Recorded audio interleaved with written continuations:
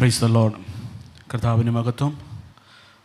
തുടർന്ന് ദൈവവചനം സംസാരിക്കുന്നത് റവറൻഡ് ഡി മാത്യൂസ് അവറുകളാണ്, ബെഥേൽ ബൈബിൾ കോളേജ്.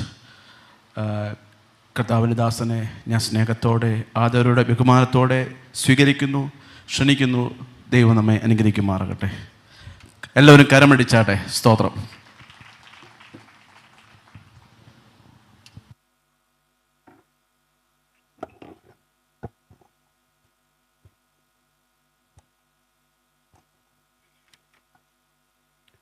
കർത്താവിൻ്റെ പരിശുദ്ധ നാമം ഈ ഉച്ച കഴിഞ്ഞ സമയത്ത് വാഴ്ത്തപ്പെടുമാറാകട്ടെ.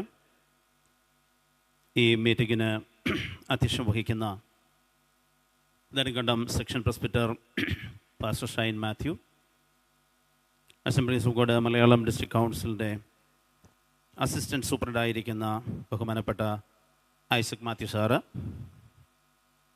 നമ്മുടെ പ്രസ്ഥാനത്തിൻ്റെ സെക്രട്ടറി ആയിരിക്കുന്ന തോമസ് ഫിലിപ്പ് പാസ്റ്റർ, മറ്റ് വേദിയിലായിരിക്കുന്ന ദൈവദാസന്മാർ, സദസ്സിലായിരിക്കുന്ന പ്രസ്ബിറ്റേഴ്സ്, ദൈവദാസന്മാർ, അവരുടെ കുടുംബാംഗങ്ങൾ, ദൈവജനം, എല്ലാവർക്കും വേഗം വരുന്ന കർത്താവായ യേശു ക്രിസ്തുവിൻ്റെ നാമത്തിൽ എൻ്റെ സ്നേഹവന്ദനത്തെ അറിയിക്കുന്നു. ഈ പകലിൽ നിങ്ങളോട് ദൈവത്തിൻ്റെ വചനത്തിൽ നിന്ന് സംസാരിപ്പാൻ എനിക്ക് ലഭിച്ച ഈ അവസരം വളരെ ശ്രേഷ്ഠമായി ഞാൻ കരുതുകയും അതിന് അവസരമൊരുക്കുക എക്സിക്യൂട്ടീവ് കമ്മിറ്റിയോട് ഹൃദയംഗമായ നന്ദി രേഖപ്പെടുത്തുകയും ചെയ്യുന്നു. ബഹുമാനപ്പെട്ട സൂപ്രണ്ട്, മറ്റ് കമ്മിറ്റി അംഗങ്ങൾ എല്ലാവരെയും ഞാൻ നന്ദിയോടെ ഓർക്കുകയും നന്ദി രേഖപ്പെടുത്തുകയും ചെയ്യുന്നു. വളരെ അനുഗ്രഹീതമായ ഒരു ദൈവിക സന്ദേശം കർത്താവിൻ്റെ ദാസൻ നമുക്ക് തന്നു കഴിഞ്ഞു.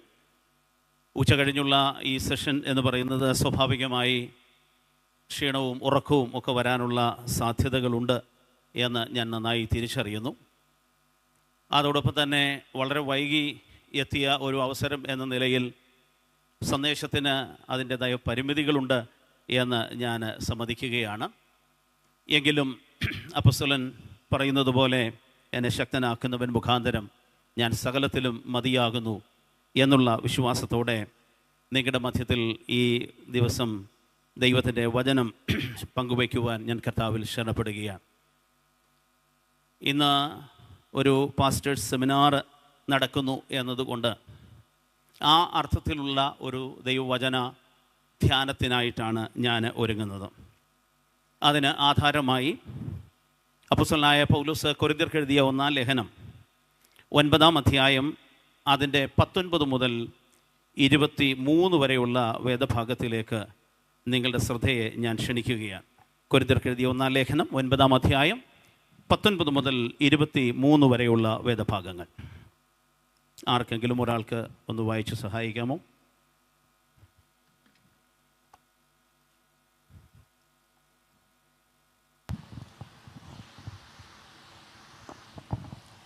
എന്നാൽ എൻ്റെ പ്രതിഫലം എന്ത്?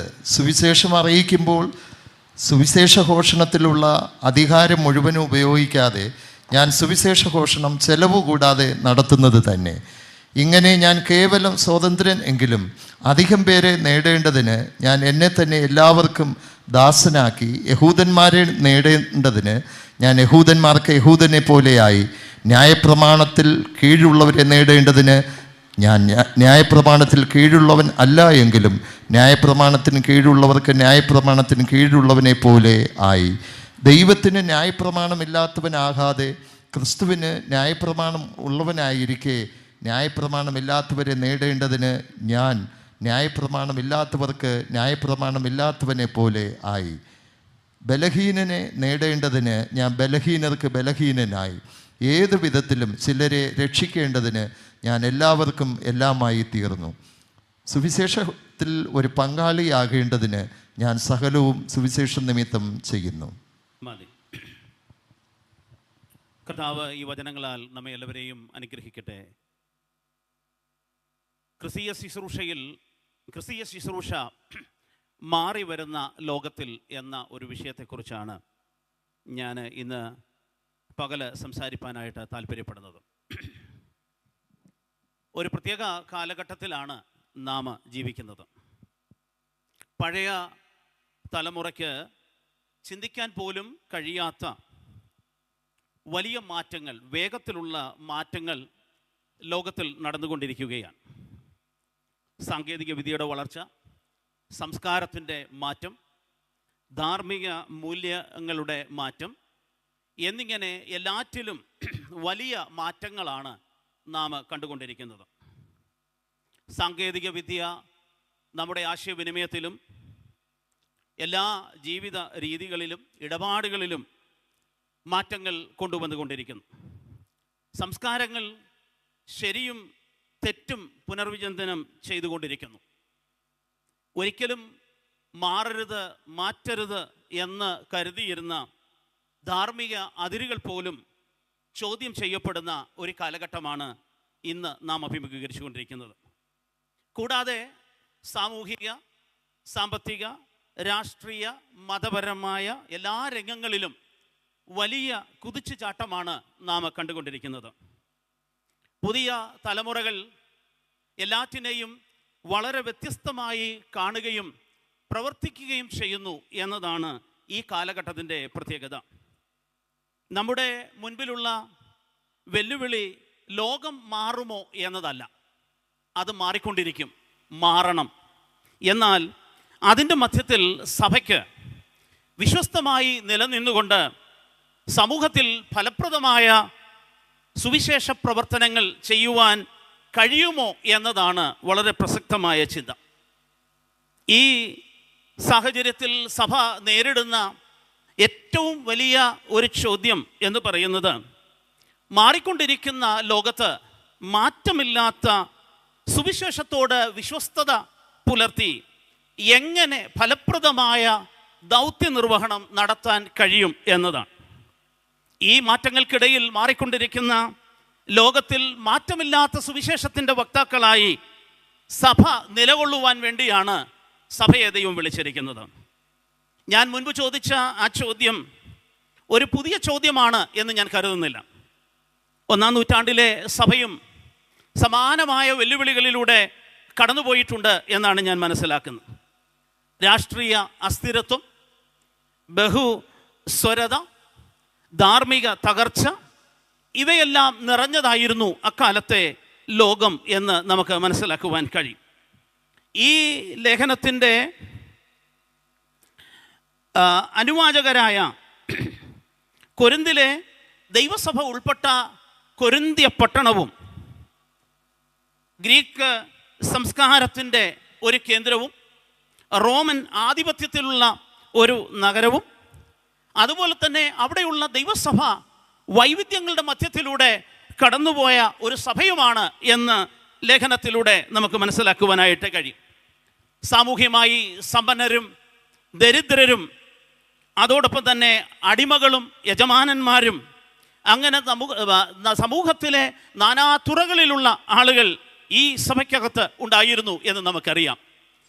അതുപോലെ ഇവിടെയുള്ള വിശ്വാസ സമൂഹത്തിലെ ബഹുഭൂരിപക്ഷം ആളുകളും പുറജാതി വിശ്വാസത്തിൽ നിന്ന് വിശ്വാസത്തിലേക്ക് വന്നവരാണ്. ചുരുക്കം യഹൂദന്മാരുണ്ട് എന്നതും നമുക്ക് മറക്കുവാനായിട്ട് കഴിയുകയില്ല. രാഷ്ട്രീയമായി റോമൻ സ്വാധീനവും എല്ലാ അധാർമികതയുടെ കേന്ദ്രവും ഗ്രീക്ക് തത്വശാസ്ത്രത്തിൻ്റെ സ്വാധീനവും ഈ പട്ടണത്തിൻ്റെ പ്രത്യേകതയായിരുന്നു. ഇത്തരം വൈവിധ്യങ്ങളുടെ മധ്യത്തിലാണ് അപ്പോസ്തലൻ സുവിശേഷ പ്രവർത്തനത്തിൻ്റെ കാതലായ സത്യത്തിന് മാറ്റം വരാതെ ദൗത്യം നിർവഹിച്ചത് എന്ന് നമുക്ക് ഈ വേദഭാഗങ്ങളിലൂടെയും തൻ്റെ ശുശ്രൂഷയെക്കുറിച്ചുള്ള പഠനത്തിലൂടെയും നമുക്ക് മനസ്സിലാക്കുവാനായിട്ട് കഴിയും. നാം വായിച്ച വേദഭാഗത്തിലേക്ക് വരുമ്പോൾ 8-ാം അധ്യായം മുതൽ 10-ാം അധ്യായം വരെ ഉള്ള ഭാഗങ്ങൾ ക്രിസ്തീയ സ്വാതന്ത്ര്യവും ഉത്തരവാദിത്വവും എന്ന ഒരു വിഷയത്തെക്കുറിച്ചാണ് അപ്പോസ്തലൻ പരാമർശിച്ചിരിക്കുന്നത്. 8-ാം അധ്യായത്തിൽ വിഗ്രഹാർപ്പിത ഭക്ഷണത്തെപ്പറ്റിയും 9-ാം അധ്യായത്തിൽ അപ്പോസ്തോലിക ശുശ്രൂഷയുടെ തത്വങ്ങളെപ്പറ്റിയുമാണ് അപ്പോസ്തലൻ വിശദീകരിച്ചിരിക്കുന്നത്. ഈ 9-ാം അധ്യായത്തിൻ്റെ 1 മുതൽ 14 വരെയുള്ള വേദഭാഗങ്ങൾ നാം ശ്രദ്ധിക്കുമ്പോൾ അപ്പോസ്തലൻ്റെ അധികാരത്തെക്കുറിച്ച് താൻ പറയുന്നു. തനിക്കുള്ള അധികാരത്തിൻ്റെ ഏറ്റവും പ്രധാനപ്പെട്ട കാര്യം എന്ന് പറയുന്നത് ദൈവവിളിയിൽ ലഭിച്ച ഒരു യഥാർത്ഥ അപ്പോസ്തലനാണ് എന്ന് തന്നെയാണ് അപ്പോസ്തലൻ ഇവിടെ സമർത്ഥിക്കുന്നത്. അതുമാത്രമല്ല, മറ്റുള്ള അപ്പോസ്തലന്മാരെ പോലെ സാമ്പത്തികമായ സഹായങ്ങൾ സ്വീകരിക്കുവാനോ, മറ്റുള്ള അപ്പോസ്തലന്മാരെ പോലെ വിവാഹം കഴിച്ച് കുടുംബമായി ജീവിക്കുവാനോ, സുവിശേഷ വേലയിൽ നിന്ന് ഉപജീവനം കഴിക്കാനുള്ള അവസരവും സ്വാതന്ത്ര്യവും തനിക്ക് ഉണ്ട് എന്ന് ഈ വേദഭാഗങ്ങളിൽ പറഞ്ഞിട്ടുണ്ട്. എന്നാൽ ഇവയെല്ലാം സുവിശേഷം നിമിത്തം അദ്ദേഹം ഉപേക്ഷിക്കുകയാണ് ചെയ്തിട്ടുള്ളത് എന്നാണ് ഈ 14 വാക്യങ്ങളിലെ പരാമർശങ്ങളിൽ നമുക്ക് കാണുവാനായിട്ട് കഴിയുന്നത്. തുടർന്നു വരുന്ന 15 മുതൽ 18 വരെയുള്ള ആ ഭാഗത്ത് താൻ ഈ അധികാരങ്ങൾ, അവകാശങ്ങൾ ഉപയോഗിക്കാൻ വിസമ്മതിക്കുന്നു. 15-ാം വാക്യം വളരെ വ്യക്തമായിട്ട് പറയുകയാണ്, ഇവയൊന്നും താൻ ഉപയോഗിച്ചിട്ടില്ല എന്ന് വളരെ കൃത്യമായിട്ട് പറഞ്ഞിരിക്കുന്നു. എന്താണ് അതിൻ്റെ കാരണം എന്ന് ചോദിച്ചാൽ, സുവിശേഷത്തിന് ഒരു തടസ്സവും ഉണ്ടാകരുത് എന്ന ഒരു ചിന്തയും, രണ്ടാമത് സുവിശേഷ വേല എന്ന് പറയുന്നത് സ്വന്തം നേട്ടത്തിനെന്ന് അല്ല എന്നുള്ള ആഴമായ ബോധ്യവുമാണ് ഇവയെല്ലാം ഉപേക്ഷിക്കുവാനായിട്ട് അപ്പോസ്തലനെ പ്രേരിപ്പിച്ചത്.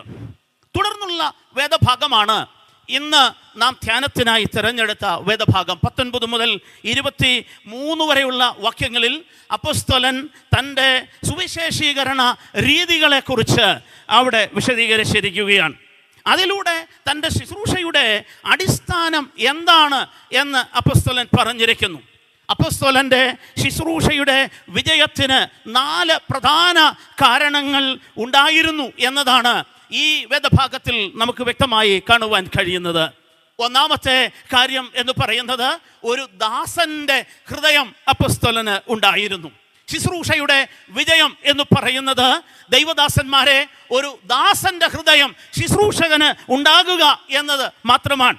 പുതിയ നിയമത്തിലെ ശുശ്രൂഷയുടെ അടിസ്ഥാന ഘടകം അല്ലെങ്കിൽ അടിസ്ഥാന വാചകം എന്ന് പറയുന്നത്, അല്ലെങ്കിൽ അടിസ്ഥാനം എന്ന് പറയുന്നത് ദാസ്യത്വത്തിൻ്റെ ഒരു ശുശ്രൂഷയാണ് എന്ന് അപ്പോസ്തലൻ ഇവിടെ സമർത്ഥിക്കുകയാണ്. പാപത്തിൽ നിന്നും ന്യായവിധിയിൽ നിന്നും മാനുഷികമായ എല്ലാ നിയന്ത്രണങ്ങളിൽ നിന്നും താൻ സ്വതന്ത്രമാണ്.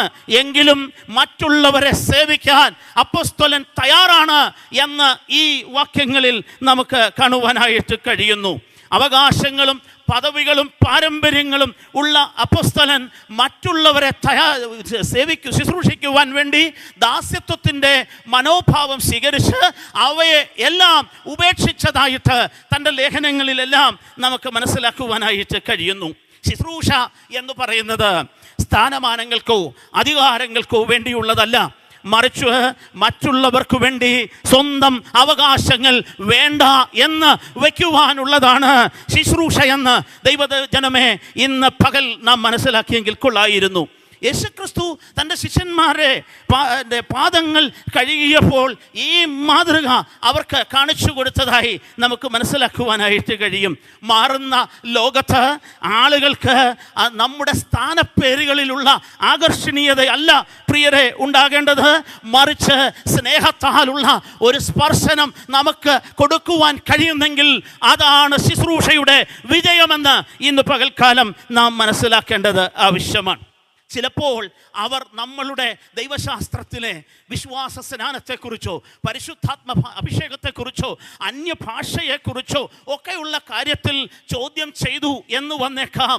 എന്നാൽ അവർ നമ്മളുടെ കരുണയിലേക്ക് ആകർഷിക്കപ്പെടുകയും അങ്ങനെ ആകർഷിക്കപ്പെട്ടാൽ അത് നിഷേധിക്കാൻ കഴിയുകയില്ല എന്നതാണ് ഇന്ന് പകൽ ഞാനും നിങ്ങളും തിരിച്ചറിയേണ്ട പ്രധാനപ്പെട്ട കാര്യം എന്ന് പറയുന്നത്.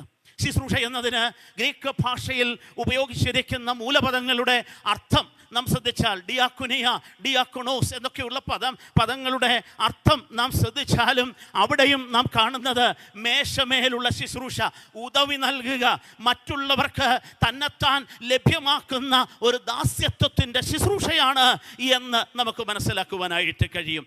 എന്താണ് ദാസ്യത്വം എന്ന് ചോദിച്ചാൽ, ഈ തിരുവചനം നാം പരിശോധിക്കുമ്പോൾ ദാസ്യത്വം എന്ന് പറയുന്നത് ഒരു സ്ഥാനമല്ല, അത് ഒരു സേവനമാണ് എന്ന് നാം തിരിച്ചറിയേണ്ടതാണ്. റോമൻ പശ്ചാത്തലത്തിൽ ഒരു വ്യക്തിയുടെ സ്ഥാനവും പദവിയും ആയിരുന്നു അവൻ്റെ വ്യക്തിത്വത്തിൻ്റെ മഹത്വത്തിന് അടിസ്ഥാനം. എന്നാൽ മർക്കോസ് എഴുതിയ സുവിശേഷം 10-ാം അധ്യായം 43-ാം വാക്യം മുതൽ 45-ാം വാക്യം വരെ നാം വായിക്കുമ്പോൾ അവിടെ കർത്താവ് പറയുന്ന 2 പരാമർശങ്ങൾ വളരെ ശ്രദ്ധേയമാണ്. ഒന്നാമത്തേത്, മഹാൻ ആകുവാൻ ഇച്ഛിക്കുന്നവൻ എല്ലാവരുടെയും ദാസനായി തീരണം. രണ്ടാമത് കർത്താവ് പറയുന്നത്, ഞാൻ വന്നത് ശുശ്രൂഷ ചെയ്യിപ്പാനല്ല, ശുശ്രൂഷിപ്പാനും അനേകർക്കു വേണ്ടി തൻ്റെ ജീവനെ മറുവിലയായി കൊടുപ്പാനുമാണ് വന്നത് എന്ന് പറയുന്നതിലൂടെ അവൻ ദാസ്യത്വത്തിൻ്റെ ആഴങ്ങളെ നമുക്ക് മനസ്സിലാക്കുവാൻ കഴിയും. അവിടെയും തീരുന്നില്ല. സ്വർഗത്തിൻ്റെ മഹിമകളെ വിട്ട് താണലോകത്തിലേക്ക് ഒരു ദാസനായി വന്ന യേശു നമ്മെ പഠിപ്പിക്കുന്ന മാതൃക എന്ന് പറയുന്നത് ശുശ്രൂഷ, ദാസ്യത്വത്തിൻ്റെ ശുശ്രൂഷയാണ് എന്നതാണ്. രണ്ടാമത്, ഇതിനോട് ബന്ധപ്പെടുത്തി നാം ചിന്തിക്കുമ്പോൾ ദാസ്യത്വം എന്ന് പറയുന്നത് സ്വമേധയാ ഉള്ള ഒരു സമർപ്പണമാണ്. ആരെങ്കിലും നിർബന്ധിച്ചതുകൊണ്ടോ ആരെങ്കിലും ഉന്തിവിട്ടതുകൊണ്ടോ അവൻ നേടിയെടുക്കേണ്ട ഒന്നല്ല. അതുകൊണ്ടാണ് അപ്പോസ്തലൻ ഈ വേദഭാഗത്ത് പറയുന്നത്, ഞാൻ എന്നെ തന്നെ എല്ലാവർക്കും ദാസനാക്കി സ്വമേധയാ ഏറ്റെടുത്ത ഒരു അവസ്ഥയാണ് പൗലോസിൻ്റെ ജീവിതത്തിലെ ദാസ്യത്വത്തിൻ്റെ ശുശ്രൂഷ എന്ന് നമുക്ക് മനസ്സിലാക്കുവാനായിട്ട് കഴിയും. സ്തോത്രം. അപ്പോസ്തലനെ ആരെങ്കിലും നിർബന്ധിച്ചതുകൊണ്ടോ, ഞാൻ മുമ്പ് പറഞ്ഞതുപോലെ ആരെങ്കിലും അല്ലെങ്കിൽ സ്വമേധയാ ആ ശുശ്രൂഷയിലേക്ക് തള്ളിക്കയറിയതോ അല്ല. യേശു ക്രിസ്തുവിനോടും സമസൃഷ്ടികളോടുമുള്ള സ്നേഹമാണ് അപ്പോസ്തലനെ ഈ ശുശ്രൂഷയ്ക്കായി പ്രേരിപ്പിച്ചത് എന്ന് നാം മനസ്സിലാക്കണം. ഇന്നത്തെ ശുശ്രൂഷക്കാരും ശുശ്രൂഷകളും എല്ലാം ഈ അവസ്ഥയിലേക്ക് മാറിക്കഴിഞ്ഞാൽ ശുശ്രൂഷയുടെ തലങ്ങളിൽ വലിയ വ്യത്യാസങ്ങൾ നമുക്ക് കാണുവാനായിട്ട് കഴിയും. ഈ ദാസ്യത്വത്തെക്കുറിച്ച് ചിന്തിക്കുമ്പോൾ അടുത്തതായി മനസ്സിലാക്കാൻ കഴിയുന്നത്, ദാസ്യത്വം എന്ന് പറയുന്നത് ദൗത്യത്തിനായി നമ്മെ ക്ഷണിക്കുകയാണ്. ഇവിടെ പൗലോസിൻ്റെ പ്രധാനപ്പെട്ട ലക്ഷ്യം എന്ന് പറയുന്നത് എല്ലാം ഉണ്ടായിരുന്നു. ശ്രേഷ്ഠതകൾ, മാന്യതകൾ പലതും തനിക്ക് പറയാനുണ്ടെങ്കിലും അതെല്ലാം ക്രിസ്തു നിമിത്തം ഛേദമെന്നെണ്ണി ഒരു ദാസനെ പോലെ ആയിത്തീരാനുള്ള ഏറ്റവും പ്രധാനപ്പെട്ട കാര്യമെന്തെന്ന് ചോദിച്ചാൽ കൂടുതൽ ആളുകളെ കർത്താവിങ്കലേക്ക് നേടണം എന്നുള്ള ഒരു ലക്ഷ്യം മാത്രമായിരുന്നു തനിക്ക് ഉണ്ടായിരുന്നത്. അങ്ങനെയെങ്കിൽ പൗലോസിന്റെ ജീവിതത്തിൽ ദാസ്യത്വം എന്ന് പറയുന്നത് ഒരു ബലഹീനതയല്ല, സുവിശേഷ പ്രചാരണത്തിനുള്ള ഒരു ഉപാധിയായിരുന്നു, അവൻ്റെ മിഷൻ സ്ട്രാറ്റജി ആയിരുന്നു എന്ന് നമുക്ക് മനസ്സിലാക്കുവാനായിട്ട് കഴിയും. സ്തോത്രം. രണ്ടാമത്, ഈ വേദഭാഗത്ത് കാണുന്ന പ്രധാനപ്പെട്ട ചിന്ത എന്ന് പറയുന്നത് വഴക്കമുള്ള ഒരു സമീപനമാണ് ശുശ്രൂഷയുടെ വിജയത്തിന് ആധാരമായിട്ടുള്ളത്. വഴക്കമുള്ള സമീപനം 20 മുതൽ 22 വരെയുള്ള വാക്യങ്ങളിൽ നമുക്ക് കാണുവാനായിട്ട് കഴിയുന്നു. എന്ത്? പുതിയ നിയമ ശുശ്രൂഷ മൂല്യങ്ങൾക്ക് വിട്ടുവീഴ്ച വരുത്താതെ സാംസ്കാരിക പശ്ചാത്തലത്തോട് പൊരുത്തപ്പെട്ട് ചെയ്യേണ്ട ശുശ്രൂഷയാണ് എന്ന് അപ്പോസ്തലൻ ഇവിടെ ഓർപ്പിക്കുകയാണ്. അതായത് ആളുകളെ പ്രീണിപ്പെടുത്തുവാൻ വേണ്ടിയല്ല, അദ്ദേഹം സത്യത്തിനോ വിശുദ്ധിക്കോ വിട്ടുവീഴ്ച വരുത്താതെ അവരുടെ ഭാഷ, അവരുടെ സംസ്കാരം, അവരുടെ ജീവിത രീതികൾ ഉൾക്കൊണ്ടുകൊണ്ട് അവരുടെ ഇടയിലേക്ക് ഇറങ്ങിച്ചെന്ന് ശുശ്രൂഷ ചെയ്യുന്ന വ്യക്തിത്വത്തിൻ്റെ ഉടമയായിരുന്നു പൗലോസ് എന്ന് നമുക്ക് മനസ്സിലാക്കുവാൻ കഴിയും. സ്തോത്രം. അപ്പോൾ ഇവിടെ വാസ്തവത്തിൽ തൻ്റെ ശുശ്രൂഷയിലെ പ്രധാനപ്പെട്ട കാര്യം എന്ന് പറയുന്നത് പ്രസക്തി നഷ്ടപ്പെടാതെ വിട്ടുവീഴ്ച ചെയ്യാതെ ശുശ്രൂഷ ചെയ്യുക. റെലവൻസ്, കോംപ്രമൈസ് എന്നൊക്കെയുള്ള 2 പദങ്ങൾ. ഒന്ന്, പ്രസക്തി നഷ്ടപ്പെടാതെ, സുവിശേഷത്തിൻ്റെ പ്രസക്തി നഷ്ടപ്പെടാതെ, എന്നാൽ അതോടൊപ്പം തന്നെ സുവിശേഷ സത്യങ്ങൾക്ക് കോംപ്രമൈസ് ചെയ്യാതെ ചെയ്യുന്ന ശുശ്രൂഷയാണ് അപ്പോസ്തലൻ ചെയ്യുവാനായിട്ട് ഇടയായി തീർന്നത്. ഈ വേദഭാഗത്തിൽ നാം പരിശോധിക്കുമ്പോൾ 4 വിഭാഗത്തിലുള്ള ആളുകളെ നമുക്ക് കാണാം. ഞാൻ വിശദീകരിക്കില്ല, അവരെക്കുറിച്ച് ഓരോ വാക്കെങ്കിലും പറയണമെന്ന് എനിക്കുണ്ടായിരുന്നു. ഒന്നാമത് കാണുന്നു യഹൂദന്മാർ, അടുത്തത് ന്യായപ്രമാണത്തിൻ്റെ കീഴിലുള്ളവർ, 3 ന്യായപ്രമാണം ഇല്ലാത്തവർ, 4ാമത് നമ്മൾ കാണുന്നത് ബലഹീനർ. സ്തോത്രം. സുവിശേഷം അറിയിക്കുന്ന ഈ 4 വിഭാഗം ആളുകളുടെ ലോകത്തിലേക്ക് ഇറങ്ങിച്ചെല്ലുവാൻ അപ്പോസ്തലൻ തയ്യാറായി. എന്നാൽ എന്നതാണ് ഇവിടെ വിശദീകരിച്ചിരിക്കുന്നത്. യഹൂദനെ നേടുവാൻ യഹൂദനെ പോലെയും ന്യായപ്രമാണം ഇല്ലാത്തവനെ നേടുവാൻ ന്യായപ്രമാണം ഇല്ലാത്ത അവർക്ക് തുല്യനായും മാറി എന്നതാണ് അതിൻ്റെ അർത്ഥം. അല്ലെങ്കിൽ അതിന് വേറൊരു വ്യാഖ്യാനം ആരെ കൊടുക്കേണ്ടത് ആവശ്യമില്ല. പൗലോസ് ഒരു കപടഭക്തിക്കാരനായിരുന്നു എന്നൊന്നും ചിന്തിക്കേണ്ട കാര്യമില്ല. മറിച്ച് ആളുകളെ നേടുന്നതിനായി അവരുടെ സാഹചര്യങ്ങളിലേക്ക്, അവരുടെ ചുറ്റുപാടിലേക്ക്, അവരുടെ ശൈലിയിലേക്ക് ഇറങ്ങിച്ചെല്ലാൻ അപ്പോസ്തലൻ തയ്യാറായി എന്നത് നാം ഇവിടെ മനസ്സിലാക്കേണ്ടത് ആവശ്യമാണ്. ഒന്നുകൂടെ പറഞ്ഞാൽ അപ്പോസ്തലൻ അവരെ പോലെ ആയി. സ്തോത്രം. എന്ന് പറഞ്ഞാൽ അപ്പോസ്തലൻ സന്ദേശവും രീതിയും തമ്മിൽ വേർതിരിച്ചു എന്നാണ് നാം മനസ്സിലാക്കേണ്ടത്. നമ്മുടെ ശുശ്രൂഷയിൽ ഉണ്ടായിരിക്കേണ്ട രണ്ട് പ്രധാനപ്പെട്ട കാര്യങ്ങളാണ്. ഒന്ന് സന്ദേശം എന്ന് പറയുന്നത്, രണ്ട് രീതി എന്നത്. സ്തോത്രം. സന്ദേശം മാറാത്തതും രീതികൾ മാറുന്നതും ആയിരിക്കണം എന്നതാണ് എല്ലാ ശുശ്രൂഷകരും തിരിച്ചറിയേണ്ട കാര്യം. പൗലോസിന്റെ സന്ദേശം എന്തായിരുന്നു? അവൻ്റെ സന്ദേശം ജഡമെടുത്ത ക്രിസ്തു, ക്രൂശിക്കപ്പെട്ട ക്രിസ്തു, ഉയർത്തെഴുന്നേറ്റ ക്രിസ്തു, മടങ്ങി വരുന്ന ക്രിസ്തുവിനെ കുറിച്ചാണ് തൻ്റെ ശുശ്രൂഷയിലുടനീളം പറഞ്ഞത്. എന്നാൽ സാഹചര്യങ്ങൾക്കനുസരിച്ച്, ആളുകൾക്കനുസരിച്ച്, ശുശ്രൂഷ ചെയ്യുന്ന സ്ഥലത്തിന് അനുസരിച്ച് തൻ്റെ രീതികൾ താൻ മാറ്റിയിരുന്നു എന്ന് നമുക്ക് മനസ്സിലാക്കുവാനായിട്ട് കഴിയും. സ്തോത്രം. നോക്കുക, അപ്പോസ്തല പ്രവൃത്തി 17-ാം അധ്യായത്തിലെ സിനഗോഗിലെ പ്രസംഗവും അതോടൊപ്പം തന്നെ ഏതൻസിൽ നടത്തിയ പ്രസംഗവും തമ്മിൽ താരതമ്യപ്പെടുത്തി നോക്കിയാൽ ഈ വ്യത്യാസം നമുക്ക് കാണുവാനായിട്ട് കഴിയും. ഒന്നുകൂടെ വ്യക്തമായി പറഞ്ഞാൽ, ഒരു സത്യത്തെ വ്യത്യസ്തമായ വീക്ഷണത്തിൽ അവതരിപ്പിക്കുന്ന പൗലോസ് അപ്പോസ്തലൻ്റെ ശുശ്രൂഷയാണ് നമുക്ക് ഇവിടെ കാണുവാൻ കഴിയുന്നത്. ഇത് പൗലോസ് നിർമ്മിച്ച ഒരു മാതൃകയായി കാണേണ്ട ആവശ്യമില്ല. യേശു കർത്താവും തൻ്റെ ശുശ്രൂഷയിൽ ഇതേ മാതൃക പിൻപറ്റി എന്ന് നമുക്ക് മനസ്സിലാക്കുവാൻ കഴിയും. തന്നെ എൻ്റെ അടുക്കലേക്ക് കൂടിയ ബഹുപുരുഷാരത്തോട്, തൻ്റെ ശിഷ്യന്മാരോട് താൻ നടത്തിയ ആശയ സംവേദനം പരിശോധിക്കുമ്പോൾ അവിടെ നമുക്ക് കാണുവാൻ കഴിയുന്ന പ്രധാനപ്പെട്ട കാര്യം എന്ന് പറയുന്നത്, മുക്കുവനോട് സംസാരിക്കുമ്പോൾ വല നന്നാക്കുന്ന കാര്യം, അതുപോലെ തന്നെ കൃഷിക്കാരനോട് സംസാരിക്കുമ്പോൾ വിത്തിൻ്റെ ഉപമയിലൂടെ സംസാരിക്കുന്ന യേശു, അതോടൊപ്പം തന്നെ ഭക്തരായ അല്ലെങ്കിൽ മതത്തിൻ്റെ മേലാളന്മാരോട് സംസാരിക്കുമ്പോൾ തിരുവെഴുത്തുകളിൽ നിന്ന് സംസാരിക്കുന്ന യേശുവിൻ്റെ മാതൃകയാണ് അപ്പോസ്തലനും ഇവിടെ എടുത്തത് എന്ന് നമുക്ക് മനസ്സിലാക്കുവാനായിട്ട് കഴിയും. സ്തോത്രം. അങ്ങനെയെങ്കിൽ ഈ മാറി വരുന്ന ലോകത്തിൽ സത്യത്തെ വളച്ചൊടിക്കാതെ, വെള്ളം ചേർക്കാതെയും ആളുകൾക്ക് മനസ്സിലാകുന്ന നിലയിലുള്ള സന്ദേശം പ്രതീക്ഷിക്കുന്നതിലും അപ്പുറത്തുള്ള ഒരു പ്രതിഫലനം ഉണ്ടാകും എന്നതിന് യാതൊരു സംശയവുമില്ല. അല്ലെങ്കിൽ നാം നമ്മുടെ പാരമ്പര്യവുമായി നിന്നാൽ ചിലപ്പോൾ പാരമ്പര്യത്തിൽ ഉറച്ചു നിൽക്കാൻ കഴിഞ്ഞു എന്ന് വന്നേക്കാം. എന്നാൽ വളർന്നു വരുന്ന യുവതലമുറ നമ്മിൽ നിന്ന് അന്യമായി പോകാനുള്ള സാധ്യതകളുണ്ട്. അതുകൊണ്ട് ശുശ്രൂഷയുടെയും ശുശ്രൂഷ രീതികളുടെയും മാറ്റത്തിനായി അപ്പോസ്തലൻ ഇന്ന് പകൽക്കാലം നമ്മെ ആഹ്വാനം ചെയ്യുകയാണ്. സ്തോത്രം. ശരിയായ നിലയിലുള്ള ഒരു ആശയ സംവേദനം ആണ് അപ്പോസ്തലൻ ഇവിടെ ഉപദേശിക്കുന്നത്. ആശയ സംവേദനത്തിൽ പ്രധാനമായി 3 കാര്യങ്ങളാണ് ശ്രദ്ധിക്കേണ്ടത്. ഞാൻ വിശദീകരിക്കാതെ പറയാം.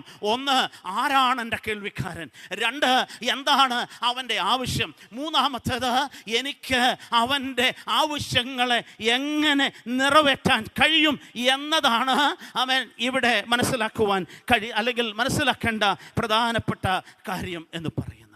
3-ാമത്തെ പ്രധാന ചിന്ത, എൻ്റെ സമയം അവസാനിക്കാൻ പോകുന്നു, വളരെ തിടുക്കത്തിൽ മുമ്പോട്ട് പോകട്ടെ.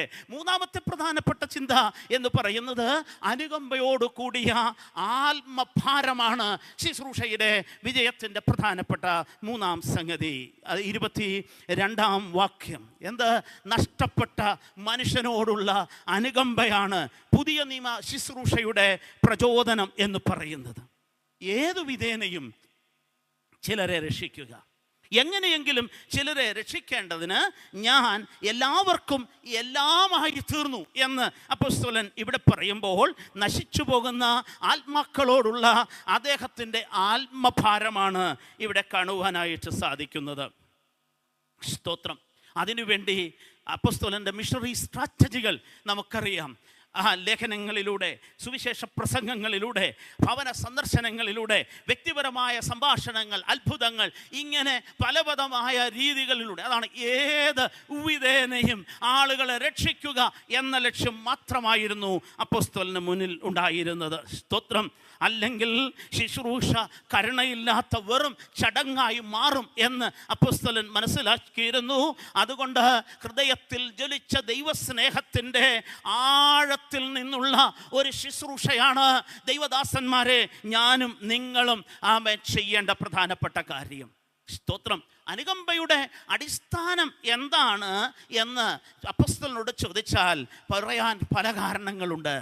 ഒരു കാര്യം, നഷ്ടപ്പെടുന്നു പോകുന്നവൻ്റെ അവസ്ഥ അപ്പോസ്തലൻ തിരിച്ചറിഞ്ഞു എന്നതാണ്. ക്രിസ്തുവില്ലാത്തവൻ നശിച്ചു പോകുന്നു എന്ന് അദ്ദേഹം തിരിച്ചറിഞ്ഞു. മക്കെദോന്യയിൽ നിന്ന് വിളി ലഭിച്ചപ്പോഴും അവിടേക്ക് പോകാൻ ഉള്ള തൻ്റെ പ്രധാന കാരണം അതുതന്നെ ആയിരുന്നു എന്ന് നമുക്ക് മനസ്സിലാക്കുവാൻ കഴിയും. അപ്പം ഈ ത്യാഗങ്ങൾ ചെയ്യുവാൻ അപ്പോസ്തലനെ പ്രേരിപ്പിച്ച പ്രധാനപ്പെട്ട കാര്യം, തൻ്റെ ജീവിതത്തിൽ വന്ന പല പ്രതിസന്ധികളിലും അത് അഭിമുഖീകരിക്കാൻ താൻ തയ്യാറായത്, കഷ്ടതയാകും, പട്ടിണിയും അതിലുള്ള ഉപദ്രവങ്ങളെക്കുറിച്ചൊക്കെ തൻ്റെ ലേഖനങ്ങളിൽ പറഞ്ഞിട്ടുണ്ടല്ലോ, അതെല്ലാം സഹിക്കാനും അതെല്ലാം വഹിക്കാനും താൻ തയ്യാറായതിൻ്റെ പ്രധാന കാര്യമെന്ന് പറയുന്നത് നശിച്ചു പോകുന്ന ആത്മാക്കളെ കുറിച്ചുള്ള ഒരു ഭാരം തൻ്റെ ഉള്ളിൽ ഉണ്ടായിരുന്നു എന്ന് നാം മനസ്സിലാക്കണം. നഷ്ടപ്പെടുന്ന ആത്മാക്കളെ കുറിച്ചുള്ള ഭാരം എൻ്റെയും നിങ്ങളുടെയും ഉള്ളിലില്ലെങ്കിൽ നമ്മുടെ ശുശ്രൂഷ ഒരു യാന്ത്രിക പ്രതിഭാസമായി മാറുകയാണ്. പ്രാർത്ഥനയ്ക്ക് പകരം പദ്ധതികളും കണ്ണുനീരിന് പകരം ശബ്ദകോലാഹലങ്ങൾ കൊണ്ട് ശുശ്രൂഷ നിറയുവാനായിട്ടിടയാകും. അതുപോലെ തന്നെ ഈ അനുകമ്പ സഹിഷ്ണുതയ്ക്ക് കരുത്തു പകർന്നു. ഞാൻ ഓൾറെഡി പറഞ്ഞു കഴിഞ്ഞു. അതായത് തൻ്റെ ജീവിതത്തിലും ശുശ്രൂഷയിലും ഉടനീളം അനുഭവിച്ച എല്ലാ പ്രതിസന്ധികളും സഹിക്കുവാൻ പൗലോസിനെ പ്രേരിപ്പിച്ച, അല്ലെങ്കിൽ അതിൽ സഹിഷ്ണുതയോടെ നിലനിൽക്കാൻ പൗലോസിനെ പ്രേരിപ്പിച്ച ഘടകം എന്തെന്ന് ചോദിച്ചാൽ നഷ്ടപ്പെട്ടു പോകുന്ന ആത്മാക്കളെ കുറിച്ചുള്ള ഭാരമാണ്. സ്തോത്രം. ഈ അനുകമ്പ നമ്മെ ബാഹ്യ ലോകത്തിലോട് ബന്ധിപ്പിക്കുന്ന, അല്ലെങ്കിൽ ബാഹ്യ ലോകത്തിലേക്ക് നയിക്കുന്ന ഘടകമാണ് എന്ന് നമുക്ക് മനസ്സിലാക്കുവാനായിട്ട് കഴിയും. സ്തോത്രം. സഭ എപ്പോഴും ആന്തരിക കാര്യങ്ങളാണ് ചിന്തിക്കുന്നത്. സഭയിലെ ആളുകൾ, സഭയിലെ അല്ലെങ്കിൽ സ്ഥലം വാങ്ങുക, കെട്ടിടങ്ങൾ പണിയുക, ഇങ്ങനെയുള്ള ആന്തരിക കാര്യങ്ങളാണ് പലപ്പോഴും ചിന്തിക്കുന്നത്. അത് വേണ്ട എന്ന് ഞാൻ പറഞ്ഞില്ല, പക്ഷേ അത് എളുപ്പമാണ്. എന്നാൽ അതിനപ്പുറത്ത് സഭയെ ദൈവം വിളിച്ചിരിക്കുന്നത് അകത്തെ കാര്യങ്ങൾ മാത്രം നോക്കി പരിമിതപ്പെടുവാനല്ല. അന്ത്യകൽപ്പനയിൽ പറയുന്നത് പോലെ പുറപ്പെട്ടു പോകുക എന്ന് പറയുന്ന ഒരു വലിയ ദൗത്യമാണ് കർത്താവ് നമ്മെ ഏൽപ്പിച്ചിരിക്കുന്നത്. അങ്ങനെയെങ്കിൽ പ്രിയമുള്ള ദൈവത്തിൻ്റെ ദാസിദാസന്മാരെ, ക്രമീകൃതമായ സുവിശേഷ പ്രവർത്തനങ്ങൾക്ക്, ക്രമീകൃതമായ സ്തോത്രം സുവിശേഷ പങ്കുവയ്ക്കലിനുള്ള സംവിധാനങ്ങൾ ഉണ്ടായിട്ട് സഭയ്ക്കകത്തുള്ള സഭയുടെ 4 ചുറ്റുമതിലുകൾക്കുള്ളിൽ നിന്ന് പുറത്തേക്ക് പോകുവാൻ ഇന്ന് പകൽക്കാലം ദൈവം നമ്മെ ആഹ്വാനം ചെയ്യുകയാണ്. Praise the Lord. സ്തോത്രം. അതുപോലെ തന്നെ നാലാമത്തെ പ്രധാന ചിന്ത എന്ന് പറയുന്നത് 23-ാം വാക്യത്തിൽ നാം കാണുന്നു. ഈ ദൗത്യം സുവിശേഷ അധിഷ്ഠിതം ആയിരിക്കണം എന്നതാണ് ഓർപ്പിക്കുന്നത്. സ്തോത്രം. ഞാൻ സുവിശേഷത്തിൽ പങ്കാളിയാകേണ്ടതിന് സുവിശേഷം നിമിത്തം സകലതും ചെയ്യുന്നു എന്ന 23-ാമത്തെ വാക്യത്തിലെ പരാമർശം അപ്പോസ്തലന്റെ ലക്ഷ്യമെന്താണ് എന്ന് വ്യക്തമാക്കുകയാണ്. അതിനുവേണ്ടി പൗലോസ് എല്ലാവർക്കും എല്ലാമായി മാറിയപ്പോഴും ക്രിസ്തുവിൻ്റെ ന്യായപ്രമാണത്തിന് കീഴിലുള്ളവൻ എന്ന ബോധ്യം തൻ്റെ ഉള്ളിൽ ഉണ്ടായിരുന്നു. എന്ന് പറഞ്ഞാൽ സ്തോത്രം, കാലങ്ങൾ മാറുന്നു, സാഹചര്യങ്ങൾ മാറുന്നു. പൗലോസ് തന്നെ സാഹചര്യങ്ങൾക്കനുസരിച്ച് വരുന്ന സ്ട്രാറ്റജികൾ സ്വീകരിക്കണം എന്ന് പറയുമ്പോഴും തൻ്റെ അന്തരാത്മാവിൽ നിലകൊള്ളുന്ന ഒരു സത്യം എന്തെന്ന് ചോദിച്ചാൽ ക്രിസ്തുവിൻ്റെ ന്യായപ്രമാണത്തിന് കീഴിലുള്ളവനാണ് ഞാൻ എന്ന ഉറപ്പ് തനിക്കുണ്ടായിരുന്നു. ഒന്നുകൂടെ വ്യക്തമായി പറഞ്ഞാൽ സുവിശേഷ മൂല്യങ്ങളെ ബലി കഴിക്കാതെയുള്ള ഒരു ശുശ്രൂഷ അപ്പോസ്തലൻ ചെയ്തത് എന്ന് നമുക്ക് മനസ്സിലാക്കുവാൻ കഴിയും. പൗലോസിൻ്റെ ജീവിതത്തിൻ്റെ ഹൃദയമിടിപ്പ് സുവിശേഷം മാത്രമായിരുന്നു. സ്വന്തം സാമ്രാജ്യം പണിയുവാനോ പ്രശസ്തി നേടിയെടുക്കുവാനോ അല്ല അദ്ദേഹം ജീവിച്ചത്. പിന്നെയോ താൻ ആരാധിക്കുന്ന, താൻ സേവിക്കുന്ന തൻ്റെ അരുമനാഥനായ യേശുവിൻ്റെ രാജ്യത്തിൻ്റെ, ദൈവരാജ്യത്തിൻ്റെ വിശാലത മാത്രം മുൻപിൽ കണ്ട് പ്രവർത്തിച്ച ഒരു ദൈവഭക്തനായിരുന്നു അപ്പോസ്തലനായ പൗലോസ് എന്ന് നമുക്ക് മനസ്സിലാക്കുവാൻ കഴിയും. അപ്പോൾ പുതിയ നിയമ ശുശ്രൂഷ എന്ന് പറയുന്നത് സുവിശേഷത്താൽ നിയന്ത്രിക്കപ്പെടുന്നത് ആയിരിക്കണം. അല്ലെങ്കിൽ സഭയുടെ എല്ലാ പ്രവർത്തനങ്ങളും സുവിശേഷത്തിൽ കേന്ദ്രീകൃതമായിരിക്കണം. എന്താ സുവിശേഷം എന്ന് ചോദിച്ചാൽ, ആമേൻ, സ്തോത്രം, ആമേൻ, മനുഷ്യൻ്റെ രക്ഷയ്ക്കായി സ്വർഗത്തിൽ നിന്ന് ലോകത്തിലേക്ക് ഇറങ്ങി വന്ന് അവസാനത്തുള്ളി രക്തം വരെ ഊറ്റിത്തന്ന് നമ്മെ വീണ്ടെടുത്ത യേശുവിൻ്റെ സ്നേഹത്തെ കുറിച്ചുള്ള വിവരണമാണ് സുവിശേഷം എന്ന് പറയുന്നത്. ആ മൂല്യങ്ങൾക്ക് അല്പം പോലും അഴവ് വരുത്താതെ സുവിശേഷ പ്രവർത്തനം ചെയ്യണമെന്ന് അപ്പോസ്തലൻ ഇവിടെ ഓർപ്പിക്കുകയാണ്. സുവിശേഷം അതിരുകളെ കാക്കുന്നു. സ്തോത്രം. ഇവിടെ സാഹചര്യത്തോട് പൊരുത്തപ്പെടുവാൻ അപ്പോസ്തലൻ പറയുന്നുണ്ടെങ്കിലും അതിരുകൾ ലംഘിക്കാൻ പറഞ്ഞിട്ടില്ല. ഇന്ന് പലപ്പോഴും കാണുന്നത് പുതിയ പുതിയ പല ശൈലികൾ സ്വീകരിക്കുമ്പോൾ അതിരുകൾ ലംഘിച്ചു പോകുന്ന പലരെയും ഞാൻ കണ്ടിട്ടുണ്ട്. സ്തോത്രം. സാമൂഹ്യ പ്രവർത്തനങ്ങൾ, മറ്റിതര പ്രവർത്തനങ്ങളിലേക്ക് വരുമ്പോൾ സുവിശേഷത്തിൻ്റെ പങ്കുവയ്ക്കലോ സുവിശേഷ സത്യങ്ങളെക്കുറിച്ചുള്ള ആഴമായ അറിവുകളോ നഷ്ടപ്പെട്ടിട്ട് മറ്റൊരു തലത്തിലേക്ക് പോകാൻ അല്ല അപ്പോസ്തലൻ പറയുന്നത്. 21-ാം വാക്യം വളരെ വ്യക്തമായി പറയുകയാണ്, ദൈവത്തിന് ന്യായപ്രമാണം ഇല്ലാത്തവൻ ആകാതെ ക്രിസ്തുവിൻ്റെ ന്യായപ്രമാണം ഉള്ളവൻ ആയിരിക്കെ ന്യായപ്രമാണം ഇല്ലാത്തവരെ നേടേണ്ടതിന് ഞാൻ ന്യായപ്രമാണം ഇല്ലാത്തവർക്ക് ഇല്ലാത്തവനെ പോലെയായി എന്ന പ്രസ്താവന പൗലോസ് അതിരുകളെ ലംഘിച്ചില്ല എന്ന് വ്യക്തമാക്കുകയാണ്. സ്തോത്രം. അവസാനമായി നാം കാണുന്നത് ഈ സുവിശേഷം എന്ന് പറയുന്നത് പങ്കാളിത്തം ആവശ്യപ്പെടുകയാണ്. സ്തോത്രം. ഹല്ലേലൂയ.